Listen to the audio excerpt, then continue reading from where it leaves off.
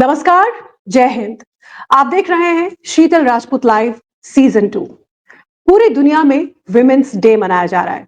वैसे तो महिला हो या पुरुष, हर दिन खास है अगर आपकी सोच पॉजिटिव है, जज्बा बुलंद है। लेकिन ये एक ऐसा दिन जब दुनिया याद करती है और सम्मानित करती है हर महिला को जो अपने अलग अनूठे अंदाज में खास है। इसलिए आज मेरे साथ लाइव देश की जानी मानी न्यूज एंकर और कॉर्पोरेट जगत में भी एक अलग पहचान बनाने वाली मेरी सीनियर कॉलीग रह चुकी मोनिशा ओबेरॉय। हेलो मोनिशा, कितने समय बाद मेरी आपसे मुलाकात हो रही है और वो इस तरह इस इंटरव्यू के माध्यम से। सबसे पहले तो मोनिशा आपको बहुत बधाई। एशिया पैसिफिक की जो टॉप विमेन लीडर्स हैं, मोस्ट इन्फ्लुएंशियल कॉर्पोरेट की दुनिया में, उनमें आपका नाम आया है उस सूची में। इसके लिए आपको बहुत बहुत बधाई। थैंक यू शीतल, बहुत बहुत धन्यवाद आपका। मुझे पहली बात तो अपने इसमें शो में बुलाने के लिए, हम मुझसे बात करने के लिए और आपके कॉम्प्लीमेंट्स के लिए। They mean a lot to me and to be very honest, बहुत ही हम्बलिंग एक्सपीरियंस है। बहुत अच्छा लगता है कि मैं कॉर्पोरेट में टेक्नोलॉजी के एरिया में मेरा नाम शुमार हुआ among the top leaders. In fact Sheetal, बहुत हाल ही में, इनफैक्ट कल ही मुझे पता लगा कि मुझे विमेन इन टेक 2025 का अवार्ड भी मिला है। उसमें भी मैं फाइनलिस्ट बनी हूँ through a very very reputed magazine. So बहुत अच्छा लगता है कि इस किस्म के अवार्ड्स मिले and I feel very humble. Thank you. Wow, women in tech 25, दुनिया की टेक्नोलॉजी में जो आला दर्जे की विमेन लीडर्स हैं उनमें आपका नाम, और आप एक और ये अवार्ड। आप कर क्या रही है मोनिशा? हमने तो आपको टेलीविजन की दुनिया में, आप मेरी सीनियर रह हुई हैं टेलीविजन की दुनिया में। हम लोग एक ही चैनल में साथ काम करते थे आज से कई साल पहले, और फिर जब भारत में प्राइवेट न्यूज चैनल्स आए, सैटेलाइट टेलीविजन की शुरुआत हुई, तो उस दौर में जो शुरुआती दौर के कुछ न्यूज एंकर्स थे उनमें आपका नाम शामिल है। तो मैं तो आपको, हम और आपके व्यूअर्स, आपके फैंस आपको उस नजरिए से, उस तरह से जानते हैं। लेकिन तकनीक और टेक्नोलॉजी की दुनिया में आपने इस कदर धूम मचाई हुई है। अब आप कर क्या रही हैं ये बताइए। कुछ एक पेटेंट भी आपको मिला है हाल में, ये हमारे दर्शकों को बताइए। जी, बहुत बहुत लंबी जर्नी रही है शीतल मेरी। ऑलमोस्ट 30 इयर्स मैं टेक्नोलॉजी की दुनिया से जुड़ी हुई हूँ। और जब आप लंबी आपकी जर्नी होती है, उसमें बहुत कुछ मुकाम आते हैं। कुछ बहुत ऐसे मुकाम आते हैं जिसमें आपको it makes you feel very very energised and very humble, as I said. क्योंकि जैसे आपने बोला, इस 30 साल के लंबे करियर में बहुत कुछ हुआ शीतल। जब मैं बहुत छोटी थी तब मुझे लगता था कि विमेन टेक्नोलॉजी में बहुत कम होती हैं। तो वहां से मतलब सोच में शुरू हुई। मैं 2 भाइयों की एक बहन थी, और माँ बाप की तरफ से उतनी ही इंकरेजमेंट जितनी मेरे भाइयों को मिलती थी, मुझे मिलती थी करके। तो मेरी अगर प्रोफेशनल जर्नी के बाद हम बात करें तो 30 साल पहले मैंने शुरू की, जब मैंने सिर्फ इंजीनियरिंग की थी। और फिर मेरी शादी हो गई। उसके बाद शादी के साथ मतलब जैसे जैसे अपना कॉर्पोरेट जॉब शुरू किया, साथ ही मैंने मीडिया भी शुरू किया। और अगर मैं कॉर्पोरेट वाले लाइफ के बाद में मैं आपको बात करूं तो 30 साल की लंबी जर्नी में बहुत कुछ हुआ। जैसे रिसेंटली एक पेटेंट भी मिला, जिसमें जैसे बहुत लोग आप जानते हैं, जब भी हम कोई चीज डाउनलोड करते हैं तो वो हमारे को इतना लंबा एक टर्म्स एंड कंडीशंस की लिस्ट दे देते हैं जो हमें समझ ही नहीं आती। और आप सोचिए, जो छोटे शहरों में, गांव में या रीजनल लैंग्वेजेस में जो लोग बात करते हैं, उनको तो बिल्कुल ही समझ नहीं आता कि वो क्या साइन अप कर रहे हैं। तो हमने एक ऐसा पेटेंट निकाला जिसकी वजह से लोग अपनी आसानी से अपनी भाषा में समझ सकते हैं कि एक्चुअली जो वो साइन कर रहे हैं उसका उन पे इम्पैक्ट क्या होगा। तो वो पेटेंट मिला मुझे। और साइबर सिक्योरिटी की दुनिया में मैं फर्स्ट वुमन लीडर थी, जो कि मैं अमेरिकन चेंबर ऑफ कॉमर्स के बोर्ड पे फर्स्ट मैं को चेयर बनी वहां पर, और साइबर सिक्योरिटी की कमेटी के लिए फिर मैं उनके बोर्ड पे गई as a subject matter expert. तो बहुत कुछ हुआ, बहुत अवार्ड्स मिले इस दौरान। तो बहुत अच्छा लगता है इस वक्त में, जबकि हम डिजिटल दुनिया में जी रहे हैं, सब चीजें डिजिटाइज हो रही हैं, ऐसे में साइबर सिक्योरिटी बहुत मायने रखती है और आप उसमें नित नए कीर्तिमान स्थापित कर रही हैं। किस तरह से? जी बिल्कुल, आप बिल्कुल सही बोल रहे हैं कि आजकल के टाइम में अगर हम बात करें, हर हर चीज के अंदर साइबर सिक्योरिटी, साइबर रिस्क, छोटे से छोटे बच्चे से लेकर जो कि आज अपने फोन में या तो गेम्स खेल रहा है या तो कुछ भी कर रहा है, अपने फ्रेंड से बातें कर रहा है, सोशल मीडिया में वो इन्वॉल्व है। तो हमारी जनरेशन के लोगों को देख लीजिए, यंगस्टर्स को देखिए, आप बूढ़े लोगों को देखिए, बूढ़े से बूढ़ा आदमी आज स्कैम्स के अंदर फंसता जा रहा है, क्योंकि कई लिंक्स आते हैं, वो कहीं भी दबा देते हैं, किसी को समझ नहीं है, उनको लगता है मुझे बहुत बड़ा प्राइज मिलने वाला है, कोई अवार्ड मिलने वाला है, मुझे बहुत पैसे की बौछार होने वाली है।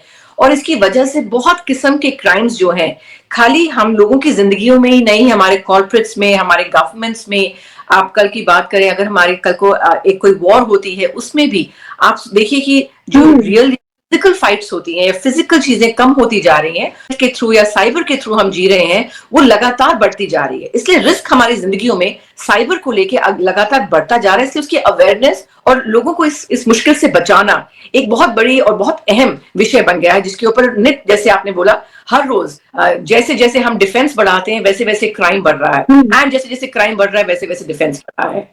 मोनिशा, ये तो आपके कॉर्पोरेट की दुनिया के साथ जो आपका रिश्ता है उसकी हम बात कर रहे हैं, जहां पे आप पूरी तरह से जुड़ी हुई हैं पिछले 30 साल से। लेकिन आपकी एक दूसरी पहचान है जो कि बहुत ज्यादा मजबूत है, ऑलमोस्ट एज स्ट्रॉन्ग एज ये जो आपकी पहचान है कॉर्पोरेट लीडर के तौर पर। आप भारत में प्राइवेट न्यूज चैनल्स की जब शुरुआत हुई थी 90 के दशक में, मिड 90s में, उस वक्त जो कुछ चुनिंदा एंकर्स थे हमारे देश में, उनमें आपका नाम शुमार है, मतलब स्टॉलवर्ड्स जो थे शुरुआती दौर के। तो आप वो शुरुआती दौर की न्यूज एंकर थी, और एक बड़े न्यूज चैनल पे, न्यूज नेटवर्क पे हम सब आपको देखते थे। लाइक हम उन दिनों पढ़ा करते थे तो हम भी आपको देखते थे, और देश दुनिया में आपका आज भी आपकी फॉलोइंग है। बहुत शीतल, अगर मैं अपनी जिंदगी का अगर कुछ खूबसूरत सालों को अगर मैं याद करूं, तो जो मेरी जिंदगी में जो मीडिया के साथ मेरा जो कनेक्शन था, वो जो 20 साल जिसके बारे में आपने बात करी, वो मेरी जिंदगी का शायद सबसे खूबसूरत। मैं आज भी उस पार्ट अपनी लाइफ को याद करके मुझे बहुत ही सुकून मिलता है, बहुत खुशी मिलती है। और शीतल, आप तो खुद अपने आप में इतनी बड़ी स्टॉलवर्ट हैं, और आपका ये कहना अपने आप में मेरे लिए बहुत बड़ी बात है। So thank you very much.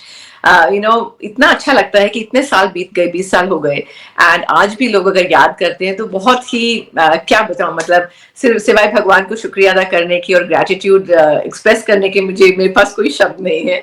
लेकिन वो शुरुआती दौर एक अलग ही दौर था शीतल, जैसे आपने बताया कि उस दौर में मतलब हम लोग बहुत कम हुआ करते थे, और किस तरीके से न्यूज बनती थी, कैसे न्यूज डिस्ट्रीब्यूट होती थी, और मतलब ऑलमोस्ट सेलिब्रिटी स्टेटस कैसे क्या होता था, वो हमने उस टाइम पे मैंने एक्सपीरियंस किया।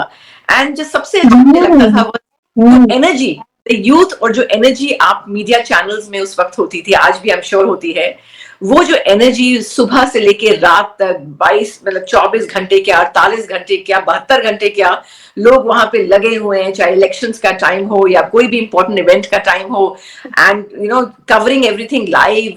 मतलब इमीडिएटली न्यूज ब्रेक हो रही है और आप वहां पे इमीडिएटली आके आप एक्सपर्ट्स पहुंचे नहीं पहुंचे, आपने शुरू किया, और कैसे मतलब घंटों दर घंटों, मतलब ऐसे कभी कभी तो ऐसा होता था कि आपको एक ब्रेक भी नहीं मिलता था 5 मिनट का, और आप लगातार लगे, और उसमें कोई आपको थकान नहीं महसूस होती थी, उसमें तब इतनी एनर्जी रहती थी।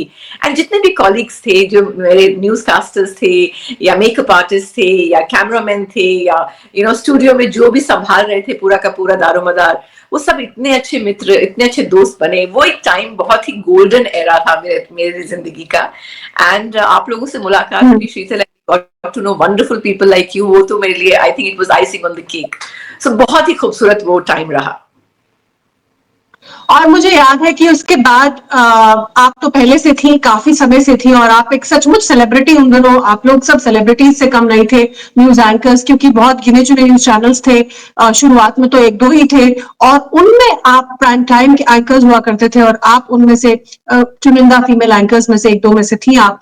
और देश विदेश में आपकी फैन फॉलोइंग अभी भी, इनफैक्ट मैं कभी ट्रैवल करती हूँ, जाती हूँ असाइनमेंट्स पे, लोग मुझसे, क्योंकि हम दोनों एक ही चैनल में थे कुछ समय, तो लोग मुझसे पूछते हैं आज भी कि मोनिशा ओबेरॉय कहाँ है, मोनिशा ओबेरॉय क्यों नहीं आती। हम उनके मॉर्निंग शोज देखते हैं, मॉर्निंग में वो आती है। तो जब मैं उस नेटवर्क में आई जहां पहले से ही काफी समय से थी, तब मैंने आपको देखा मोनिशा कि आप सुबह के शोज प्राइम टाइम एंकर करती थी, और बाकी का दिन आपका अपना कॉर्पोरेट जगत, जो आपकी दुनिया थी जहां पे आप जाती थी, बॉस थी, कंपनीज को लीड करती थी, ये दोनों काम आप संभालती थी तब भी।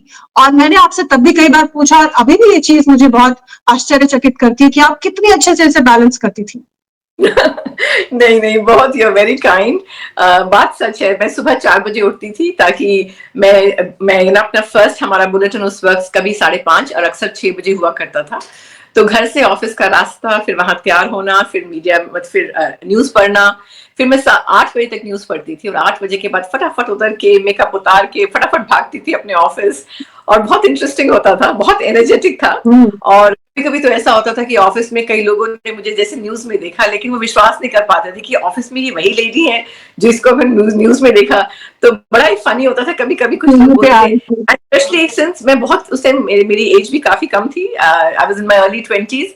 तो लोग मुझे मतलब जैसे पिकअप लाइन होती है ना, I think I have seen you somewhere.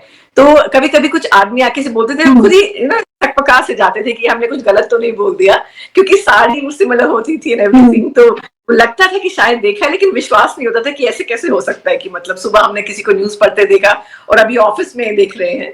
तो बहुत इंटरेस्टिंग था एंड उसकी वजह से मुझे बहुत रिकग्निशन भी मिली अपने ऑफिस में भी, because you know it was something which was not normal. तो बहुत अच्छा लगता था, इट वाज ब्यूटीफुल। मतलब अगर आप तो जैसे थकान महसूस हुई कि मैं मॉर्निंग में अपना न्यूज करती थी, फिर मैं अपना दिन में अपना कॉर्पोरेट लाइफ संभालती थी। ऐसा भी होता था कभी कभी शीतल कि आफ्टर माय कॉर्पोरेट लाइफ मैं शाम के प्राइम टाइम के लिए वापस यू नो जी न्यूज जाया करती थी। तो ऐसा एग्जैक्टली नहीं होता था बट इतना खुशी से भरा It होता था, was मुझे it बहुत was extraordinary, Monisha, it was extraordinary, क्योंकि और उसपे भी सबसे खास बात ये थी कि आप इतनी ग्रेसफुल, आपकी जो टेलीविजन की अपीयरेंस है, वो साड़ीज जो एक से बढ़कर एक आपका कलेक्शन। मैंने कई बार आपसे मॉर्निंग शो में पूछी, मोनिशा आप ये साड़ीज कहाँ से लाते हो, और you always had a smile on your face. आप इतना काम करती थी कि सुबह का शो एंकर कर रही है प्राइम टाइम, एकदम इतनी खूबसूरत लग रही है साड़ी में, एकदम कोई थकान नहीं चेहरे पे। उसके बाद आप अपने कॉर्पोरेट की दुनिया में जा रही है, ऑफिस में काम कर रही है, फिर कई बार शाम को आके भी प्राइम टाइम एंकर कर रही है, फिर उसी ग्रेस के साथ में। तो ये मतलब थकान कैसे नहीं होती थी मोनिशा आपको, यू नो आई या आप थिंक कैसे इसका मैनेज करती थी? You know I think it's a very good question. I think इसका एक फॉर्मूला है। जब आप कोई काम एज अ जॉब करते हैं ना, तो शायद उसमें थकान आ जाती है। जब आप कोई जॉब एज अ पैशन करते हैं, जैसे मीडिया मेरे लिए, न्यूज पढ़ना मेरे लिए पैशन था, मुझे कभी थकान नहीं होती थी। आप मुझे कितने भी घंटों करिए, बिकॉज वो मेरा पैशन था, वो मेरा शौक था, वो मेरा करियर नहीं था। मेरे मेरे हिसाब से वो मेरा करियर नहीं था।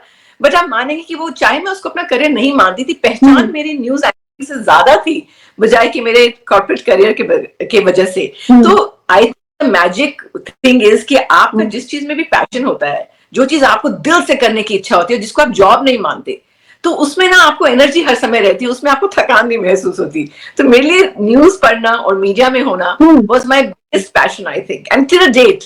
कितने मुझे, अब तो मुझे कुछ समय हो गया उस मतलब मीडिया से, मतलब पूरी तरीके से बाहर आई तो कभी मैं नहीं कह सकती मैं आई हूँ, लेकिन थोड़ा बहुत जो मैं बाहर आई हूँ, आज भी मैं उसको इतने प्यार से और इतने फॉन्डनेस से याद करती हूँ कि मेरा मन करता है आज भी अगर मुझे मौका मिलेगा तो I will come back again to media one. और वो जो एक से बढ़कर एक आपकी जो साड़ीज थी, जो आपकी साड़ियों का कलेक्शन, लाइक कॉर्पोरेट की दुनिया में, ऑफिस में तो आप ब्लेजर्स और उसमें सूट में नजर आती थी और आपकी तस्वीरें भी मैंने अभी देखी है हाल में भी।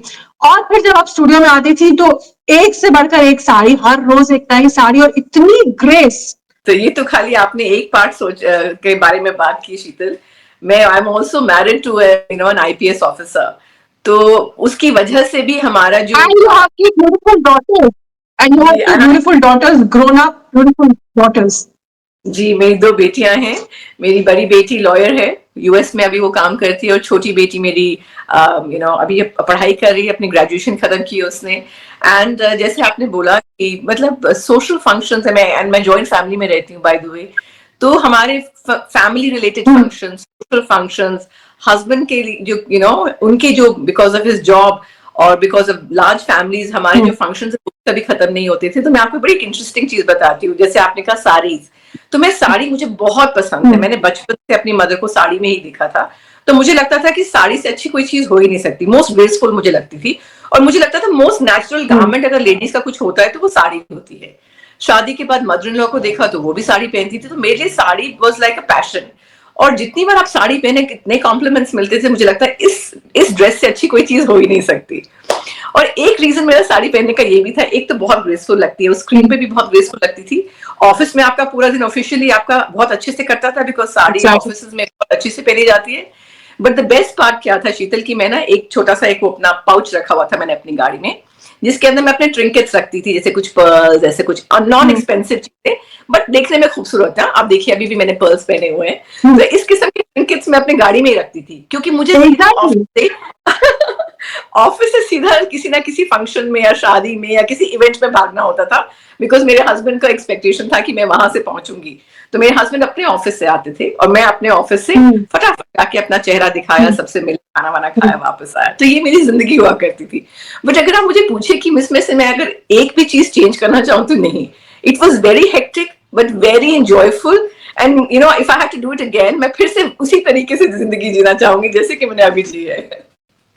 तो मैं सिर्फ सबसे ये कहूंगी, चाहे वो कोई महिला हो, चाहे वो कोई आदमी हो, कि आपका कोई भी करियर हो, आप करियर जरूर रखिए और उसमें बहुत मेहनत कीजिए, लेकिन एक पैशन भी जरूर होना चाहिए। कोई चीज जो आपको बहुत एनर्जी देती है, चाहे वो कोई स्पोर्ट हो, चाहे वो कुछ भी आपको जो बहुत अच्छा लगता है, वो जरूर रखिए, बिकॉज उससे एक चीज दूसरे को एनर्जी देती है। तो आपका काम करने का भी जो जज्बा है बढ़ जाता है, और आपका पैशन जो फॉलो करते हैं उसमें भी आपकी एनर्जी बहुत रहती है।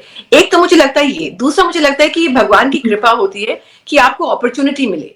हम में से बहुत सारे लोग हैं जिनको अपॉर्चुनिटी नहीं मिलती, और अगर मिले तो उसको फटाफट ग्रैब कर लेना चाहिए। क्योंकि अगर मतलब आज आप जो क्वेश्चन आप मुझे पूछ रही हैं, मुझे कभी भी उसमें थकान नहीं हुई, मुझे बहुत अच्छा लगता था। और आज उसकी वजह से आपने जैसे कहा कि एक सर्टेन इमेज बन गई, जिसमें मीडिया में भी नाम हुआ और कॉर्पोरेट जगत में भी नाम हुआ, और आज भी मैं उसमें उसी में मतलब दोनों साइड में मैं मोर टुवर्ड्स कॉर्पोरेट में आज भी अग्रसर हूँ। उसमें एनर्जी बहुत मिलती है। और यंगस्टर्स जब आपके पास आते हैं, जब आपको उनको कभी, जैसे मैं बहुत प्रो बोनो काम करती हूँ, जैसे कॉलेजेस में पढ़ाती हूँ कभी कभी मैं, या मैं विमेन को मेंटोर करती हूँ, तो मुझे बहुत अच्छा लगता है कि ग्लास सीलिंग तोड़ना। एक्चुअली ग्लास सीलिंग कुछ होती ही नहीं है मेरे हिसाब से, हम खुद ही क्रिएट करते हैं अपने माइंड में कि ये मेरी सीलिंग है, इसके ऊपर मैं इसलिए नहीं जा पाऊंगी क्योंकि, एंड हम रीजंस भी खुद ही बना लेते हैं। बट रियलिटी ये है कि अगर आप हल्की सी भी हिम्मत करें तो आपका साथ देने वाले और आपको आगे ले जाने वाले बहुत लोग होते हैं। खाली आपको पूछना पड़ता है, खाली आपको अपना हाथ आगे बढ़ाना पड़ता है और किसी को बोलना पड़ता है कि can you help me, can you please tell me. तो मुझे ये लगता है कि मतलब ये एक बहुत बड़ी अपॉर्चुनिटी है, और अगर मिले तो ग्रैब कीजिए। थकान कुछ नहीं होती, it's all in the mind is what I believe. जब आप कुछ करते हैं और जब आपको उसकी रिकग्निशन मिलती है, वो जितनी भी थकान है, इट्स ऑल वर्थ इट। मैं आपको शीतल बताती हूँ, जब मेरी शादी हुई तो मैं 10 दिन आफ्टर आई ग्रेजुएटेड, मैं 10 दिन के अंदर अंदर मैं जैसे ही मैं कॉलेज से निकली, मेरी 10 दिन के अंदर शादी हो गई। मेरा रोका कॉलेज में ही हो गया था। उसके बाद आप सोचिए, लाइफ के दो धर्रे चल रहे हैं। एक लाइफ जो आपकी पर्सनल लाइफ होती है, जिसमें आपकी शादी हुई, आगे बच्चे हो रहे हैं, वो आपकी पर्सनल लाइफ, वो साथ साथ चल रही है। उसी के साथ कॉर्पोरेट लाइफ, जो कि मतलब ऑफिस में जाना, काम करना, वो भी अपना साथ साथ चल रहा है, कोई ब्रेक नहीं है। और तीसरा मीडिया। आप मानेंगे कि जब मैं 5 मंथ्स प्रेग्नेंट थी, तब मेरी मीडिया में सिलेक्शन हुई। उस समय पे एक वो ड्रेस हुआ करती थी जिसको अम्ब्रेला क्या कहते थे, अम्ब्रेला कुर्ता ऐसा कुछ कहा करते थे, बड़ा खुला खुला होता था। तो आपका, क्योंकि स्क्रीन में आपका जो है वेस्ट लेवल के ऊपर ऊपर का ही चेहरा दिखता है, आप बॉडी दिखती थी, तो नीचे क्या है कुछ पता नहीं लगता। तो आप सोचिए कि वो एक दैट वाज अनदर थ्रिल कि आप 5 मंथ्स प्रेग्नेंट है, आपकी सिलेक्शन हो गई है। So media was a third angle जो साथ साथ चलता था। एंड बिलीव मी, अगर आप चाहें तो टाइम को बहुत अच्छे से इस्तेमाल कर सकते हैं। बीच में मोमेंट्स ऑफ स्ट्रेस आते हैं, but that is good stress I feel. उससे जो है आप ज्यादा स्ट्रॉन्ग और ज्यादा एनर्जेटिक ही बनते हैं, उसमें कुछ कमी नहीं आती। तो honestly speaking, if you get a chance, उसको ग्रैब कीजिए, डरिए मत। बहुत लोग हैं, सब लोग आपको सपोर्ट करने के लिए वहां पर हैं। आपको सिर्फ हल्का सा अपने माइंड से ग्लास सीलिंग तोड़नी है, क्योंकि कुछ ग्लास सीलिंग होती ही नहीं है, और सब लोग आपको हेल्प करेंगे आगे बढ़ने के लिए। बस थोड़ी सी हिम्मत जरूर करनी चाहिए। I think that's a very deep statement कि ग्लास सीलिंग आपके दिमाग में है, इट्स इन योर माइंड। कोई ग्लास सीलिंग नहीं है, कोई रोक नहीं है, आपको बस उससे उभरना है जो आपके दिमाग में जो ब्लॉक है, मेंटल ब्लॉक है, और आप कुछ भी कर सकते हैं। और ये शब्द आ रहे हैं एक ऐसी महिला के मुंह से जो कि खुद ऐसा कर चुकी है, तो मतलब ये पॉसिबल है, ये संभव है। क्या आप मेडिटेशन, योगा या कोई स्पोर्ट भी खेलती हैं? वैसे तो आपकी लाइफ बहुत व्यस्त है, लेकिन मेंटली ट्रैक पे रहने के लिए या एक पॉजिटिव फ्रेम ऑफ माइंड में रहने के लिए क्या कुछ मेडिटेशन या योगा भी आप करती हैं, मोनिशा? एब्सोल्युटली जी, मेरे हिसाब से 2 चीजें बहुत मस्ट है। मतलब वेल बीइंग खाली फिजिकल नहीं हो सकती, उसके साथ साथ मेंटल वेलबींग बहुत इंपॉर्टेंट है। और मेंटल वेलबींग के कुछ मतलब कुछ बेसिस हैं जो जरूर जरूर हमें अपनाने चाहिए। जैसे मेडिटेशन आपने बोला, चाहे 5 मिनट ही क्यों ना करें, जरूर करना चाहिए। मैं जर्नलिंग करती हूँ जी, क्योंकि जब आप जर्नलिंग करते हैं, लिखते हैं अपने थॉट्स को, तो आप अपने बहुत सारे थॉट्स क्लैरिफाई कर सकते हैं, और आपके प्रश्नों के आंसर भी आपकी जर्नलिंग से मिलते हैं। तो मैं कोशिश करती हूँ कि दिन में मैं कुछ मिनट सुबह सुबह जर्नलिंग जरूर करूं। और मैं योगा और कोई ना कोई फिजिकल एक्टिविटी, चाहे वो वॉक हो, चाहे वो रन हो, चाहे वो स्विम हो, कुछ ना कुछ मैं जरूर मॉर्निंग में करती हूँ, क्योंकि सुबह का जो टाइम है वो बहुत इंपॉर्टेंट होता है। नॉर्मली मैं कोशिश करती हूँ कि 6 बजे से लेके 7:30 बजे सुबह मैं कोई अपना कोई गैजेट नहीं देखती, मैं कुछ और नहीं करती सिवाय अपनी वेलबींग और हेल्थ के ऊपर फोकस करने के लिए। 7:30 बजे के बाद, 8 बजे के बाद दिनचर्या शुरू होती है जी। पूरा दिन, सुबह की शुरुआत जो पहला 1.5 घंटा है, वो आप अपनी मेंटल वेलबींग को, हेल्थ को, योगा को और इन सब तमाम चीजों को देती है, और फिर बाकी का दिन जो है वो फिर दुनिया भर के लिए है, बाकी असाइनमेंट्स के लिए, बाकी काम के लिए है, जो कि एक बहुत अच्छी स्ट्रैटेजी, और आई थिंक हर किसी को ये अपनाना चाहिए। एंड एंड एक और चीज शीतल, मैं जो बहुत रेगुलरली करती हूँ इज ग्रैटिट्यूड। मैं रात को सोने से पहले मैं जरूर जरूर जरूर 5 मिनट चाहे या 1 मिनट चाहे 2 मिनट, मैं वाकई शांति में बैठ के मैं एक ना जो भी कुछ ग्रैटिट्यूड के कुछ भी वर्ड्स मैं जरूर बोलती हूँ कि मतलब जो जो हमारी जिंदगी में अच्छा हो रहा है या अच्छा हुआ है, वो कृपा की वजह से हुआ है, वो मैं मानती हूँ कि मतलब, और जितना आप ग्रैटिट्यूड मतलब एक्सप्रेस करते हैं साइलेंटली, उतना मुझे ऐसा लगता है कि अच्छाई आपके पास आती है। तो मैं रात को जरूर एज अ प्रिंसिपल मैं जरूर ग्रैटिट्यूड एक्सप्रेस करती हूँ for all little and big things, जैसे बच्चे हुए, फैमिली हुई, काम हुआ, शोहरत हुई, जो भी, सब चीज के लिए ग्रैटिट्यूड। एंड जस्ट कि सब लोग आसपास सब ठीक है, हेल्दी है, एवरीथिंग इज फाइन, छोटी छोटी को लेके, ताकि फोकस आपका हर समय पॉजिटिव पे रहे बजाय कि नेगेटिव पे। बिकॉज जिस चीज पे लगता है आप फोकस करते हैं, वो आपकी लाइफ में अबंडेंस में आती है, बजाय कि आप नेगेटिव फोकस किया जाए। आप ये देखिए क्या है आपके पास, उसके लिए आप शुक्रिया अदा कीजिए। सचमुच ये एक नेगेटिव जो विचार होते हैं या नेगेटिव सोच है, वो भी कई बार लोगों को बहुत नीचे ले जाती है, और उनकी जो ग्रोथ है उसको रोकती है। और इसलिए पॉजिटिव स्टेट ऑफ माइंड और हर हालात में बनाए रखना पॉजिटिव स्टेट ऑफ माइंड सचमुच। अब मैं जैसे इंडियन क्रिकेट टीम में धोनी है, मिस्टर कूल हमेशा कूल रहते हैं, और मैं जो अपने आसपास मेरे सीनियर्स में या कंटेम्प्रेरीज में, मीडिया में, अगर मैं सोचती हूँ कभी मेरे दिमाग में कि कौन ऐसा शख्स था या शख्स है, महिला है या फीमेल और मेल एंकर, जो हर हालात में मुझे कूल और स्माइलिंग दिखा, तो मनीषा मुझे सिर्फ और सिर्फ आपका चेहरा याद आता है। हर बहुत सिचुएशन में, 6 बजे हो, 7 बजे हो, 8 बजे हो, दोपहर में हो, मैंने आपको कभी आपके चेहरे पर झल्लाहट नहीं देखी।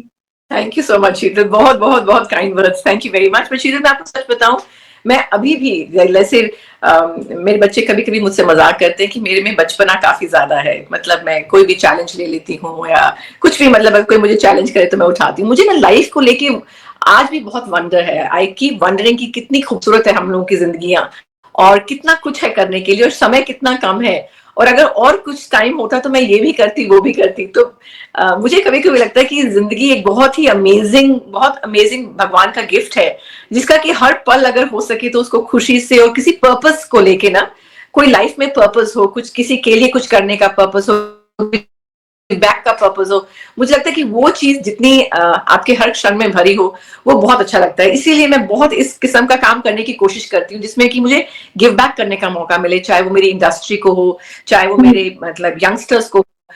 उसमें भी ना एक अलग किस्म का सुकून मिलता है जब आपको लगता है कि आपकी वजह से किसी को कुछ प्रेरणा मिली हो, या किसी का कोई थॉट प्रोसेस नेगेटिव से पॉजिटिव हुआ हो, या किसी के दिमाग में कोई जैसे आपने कहा ग्लास सीलिंग, उसको मैंने तोड़ने में मैंने उसको हेल्प किया हो, तो आपको बड़ी संतुष्टि मिलती है। जब मैं अपनी बच्चियों को देखती हूँ, अपनी डॉटर्स को, या अपनी फैमिली में मैं देखती हूँ, या जो कुछ फ्रेंड्स के बच्चे लड़कियां जब इंस्पायर होती हैं, कुछ पूछती हैं मुझसे बड़ी आईज में, with buds in their eyes, and एकदम एक्साइटेड होके कि मतलब हम भी एक दिन ऐसे करेंगे, हम भी ऐसे बनेंगे, तो बड़ा अच्छा लगता है। आपको लगता है कि अगर मैंने एक भी जिंदगी को इंस्पायर कर पाई हूँ या हेल्प कर पाई हूँ, तो it's a very nice feeling कि कुछ purpose, you serve certain purpose.